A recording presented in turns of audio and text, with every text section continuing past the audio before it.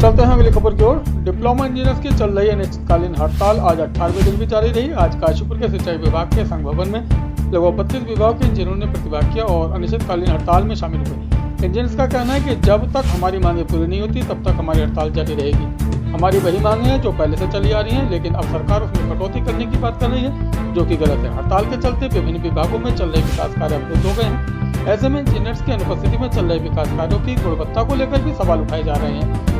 अभियंताओं की अनुपस्थिति में किए जा रहे विकास कार्यों की गुणवत्ता पर अगर सवाल उठता है तो उसकी जिम्मेदारी कौन लेगा। विकास प्राधिकरण में नक्शे पास कराने को लेकर लोग काफी परेशान हैं, लेकिन इंजीनियर्स के हड़ताल पर जाने से नक्शे पास करने का कार्य भी अवरुद्ध हो गया है। इसके अलावा विभिन्न कार्यदायी संस्था जिसमें ग्रामीण निर्माण विभाग, लोक निर्माण विभाग, सिंचाई विभाग, पेयजल विभाग, आवास विकास के अंतर्गत सरकारी योजनाओं के तहत होने वाले विकास कार्य अवरुद्ध हैं। हड़ताल से दो तरफा नुकसान देखने को मिल रहा है, चाहे ग्राफिक डिप्लोमा इंजीनियर मानसिक और आर्थिक रूप से प्रताड़ित हो रहे हैं, वहीं इंजीनियर के हड़ताल पर जाने से सरकारी योजनाओं के विकास कार्य भी ठप हो गए हैं और जनता भी कहीं न कहीं इससे प्रभावित हो रही है। वर्तमान में ग्रीष्म काल प्रारंभ हो चुका है। ऐसे में पेयजल, नलकूप विभाग और जल संस्थान आदि कुछ ऐसे विभाग हैं जिनका सीधा संबंध जनता से है। अगर ये हड़ताल जारी रही तो विकास कार्यों पर बुरा असर देखने को मिलेगा। सरकार जहाँ एक तरफ कुंभ की तैयारी और चारधाम यात्रा की बात कर रही है, ऐसे में उनकी तैयारी में लगे विभागों के इंजीनियरों का हड़ताल पर जाने से कुंभ और चारधाम यात्रा की तैयारियों पर भी बुरा असर देखने को मिल सकता है। इंजीनियर की माने तो शासन ने इंजीनियर संघ के पदाधिकारियों को वार्ता के लिए बुलाया था, जहां पर मुख्यमंत्री ने उन्हें आश्वासन दिया और विभागीय सचिव को निर्देश दिया कि इंजीनियर की मांगों पर तुरंत कार्रवाई की जाए। लेकिन आज इस वार्ता के 7 दिन बीत जाने के बाद भी किसी प्रकार की कोई सूचना पदाधिकारियों को नहीं मिली। ऐसे में सचिव स्तर के अधिकारी मुख्यमंत्री के आदेशों को ताक पर रखे हुए हैं, जिसका प्रत्यक्ष प्रमाण या अनिश्चितकालीन हड़ताल देखने को मिल रही है। इंजीनियर्स की माने तो उनका कहना है कि हम अपनी मांगों के लिए चाहे हमें आर पार की लड़ाई लड़नी होगी तो हम पीछे नहीं हटेंगे। अब देखना यह है कि सरकार इस पर कब तक निर्णय लेती है। और मैं अभी और लोगों से मैंने बातचीत की तो सिंचाई डिपार्टमेंट का काफ़ी बड़ा महत्व रहता है, क्योंकि हमारा कृषि प्रधान देश है, खेतों की सिंचाई और बहुत सारी चीज़ें हैं और आने वाले वर्षाकालीन में भी नहरों के रखरखाव की सारी बात है। क्या कहेंगे?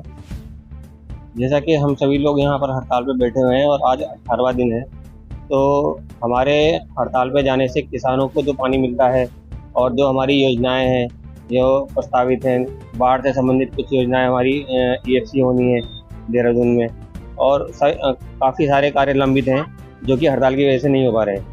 तो हमारा यही सरकार से अनुरोध रहेगा कि हमारी मांगों पर जल्द से जल्द संज्ञान लेकर उसका निराकरण करें और उचित हमारे पक्ष में फैसला। केशव जी, अभी 2 तारीख को हड़ताल कर्मियों को जो बुलाया गया था, इंजीनियर्स को बुलाया गया था सरकार के पास, और बात तो वही और ये भी बताया कि मुख्यमंत्री ने आदेश किया, लेकिन अभी तक कोई आदेश निकला नहीं। क्या कहेंगे इस बात पर? मैं यही कहना चाहूँगा कि यही दुर्भाग्य है उत्तराखंड का कि माननीय मुख्यमंत्री जी द्वारा आश्वासन देने के बाद और सचिवों को निर्देश करने के बाद भी हमारी समस्याओं का समाधान नहीं होना बड़ा खेद का विषय है कि इतने 18 दिनों से उत्तराखंड के सारे डिप्लोमा इंजीनियर्स हड़ताल पे हैं, सारे काम बंद हैं और शासन प्रशासन उस पर कोई संज्ञान नहीं ले रहा है। मेरा निवेदन होगा शासन प्रशासन से जल्दी हमारे मांगों पर विचार करें और उन पर निर्णय ले, जिससे कि सारे डिप्लोमा इंजीनियर्स अपने काम पर वापस आए। आज आपकी हड़ताल को काफ़ी दिन हो गए हैं, लगभग 18वां दिन, जैसा कि जानकारी मिली 18 दिन हो गया आपकी हड़ताल को, और कोई ठोस आश्वासन सरकार की तरफ से आपका अभी तक क्या अपडेट है?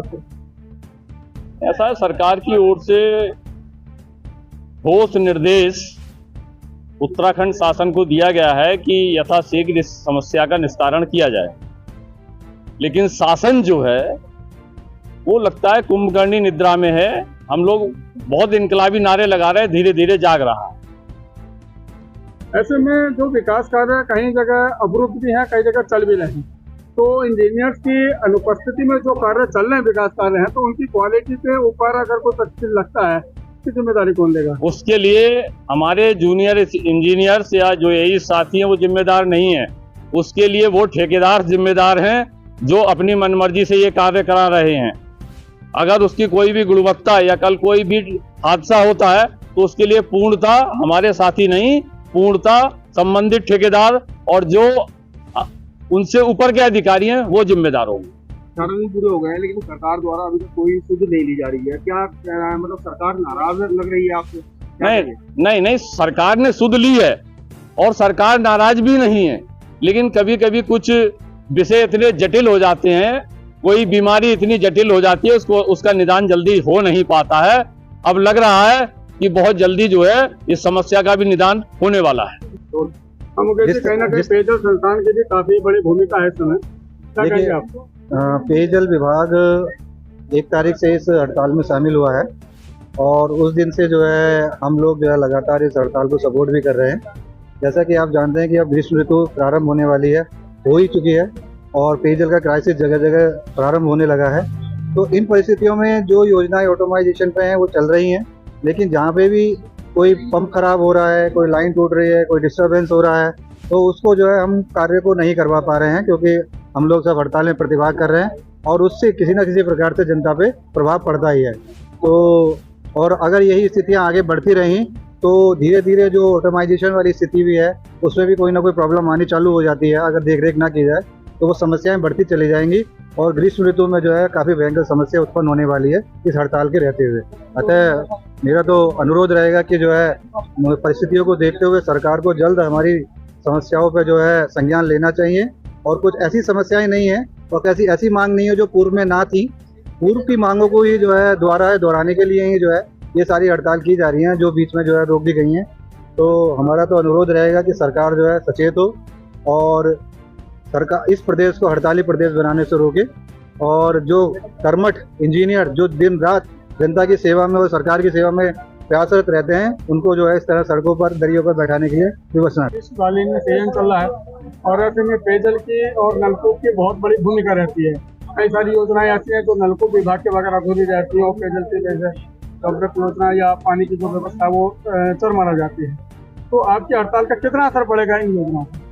हमारी हड़ताल का असर पड़ रहा है। वर्तमान में 2 जगहों पर हमारी जो लाइनें हैं वो क्षतिग्रस्त हैं, जिन पर हमारे इंजीनियर्स जो हैं सारे स्ट्राइक होने के कारण उनके मतलब मेंटेनेंस में दिक्कत आ रही है। और कुछ एरिया है जो आज की डेट में आपके जो शिवनगर है या चीमा चौराहे के एरिया इफेक्टेड है। ऐसे ही हमारा जोन 5 का एरिया है उसमें भी सप्लाई नहीं हो पा रही, तो वहाँ पर भी प्रभावित है काफ़ी एरिया। और जहाँ तक स्ट्राइक का है उसमें अब कुछ जो हमारे पंप ऑटोमाइजेशन पे हैं जो कि एक स्वचालित प्रणाली के अंदर चलते हैं, तो उनको हम नहीं डिस्टर्ब कर सकते और वर्तमान में इंजीनियर के द्वारा मेंटेनेंस का कोई कार्य नहीं है, जिस कारण सप्लाई कुछ एरिया में इफेक्टेड है। अरे जी, आपकी जो अनिश्चितकालीन हड़ताल चल रही है अपनी विभिन्न मांगों को लेकर, आज कौन सा दिन है? आज हमारा यह अनिश्चितकालीन हड़ताल का 15वां दिन है और अभी भी हम जो अपनी मांगों के लिए यहाँ पर संघर्षरत हैं और सरकार से मांग कर रहे हैं कि हमारी मांगों पर जो है तुरंत जो है इनका संज्ञान लेते हुए इन पर जो है अपना शासन जारी करें।